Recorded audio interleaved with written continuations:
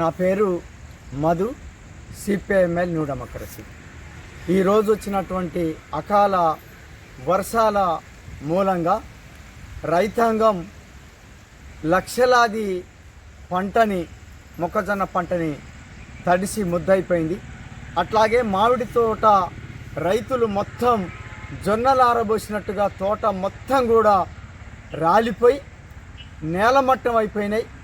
రోడ్ల మీద తీవ్ర స్థాయిలో వచ్చినటువంటి గాలి దుమ్మితోటి చెట్లన్నీ కూడా పడిపోయినాయి.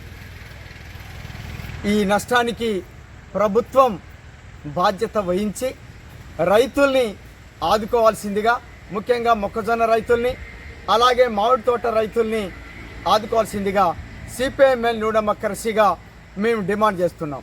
అలాగే ఇల్లెందు మండలంలో మార్కెట్ యార్డ్లోకి వచ్చినటువంటి మొక్కజొన్న ఏదైతే ఉన్నదో దాన్ని తిరిగి ఇతర ప్రాంతాల్లోకి ప్రభుత్వం కొనుగోలు చేసినటువంటి దాన్ని లారీలలో పంపించటంలో వెనకబడిపోయింది. దాని మూలంగా రైతు మార్కెట్కు తీసుకొచ్చి పంట నష్టపోయాడు. దీనికి ప్రభుత్వం లేదా ప్రభుత్వ ప్రజాప్రతినిధులైనటువంటి వాళ్ళు బాధ్యత వహించాలి అని చెప్పి మేము కోరుతున్నాం. రేపటి నుంచి ఈ విషయం పైన సర్వే చేసి ప్రభుత్వానికి, ప్రభుత్వ అధికారులకి సిపిఐఎంఎల్ న్యూ డెమోక్రసీ ఆధ్వర్యంలో రిప్రజెంట్ చేస్తాం.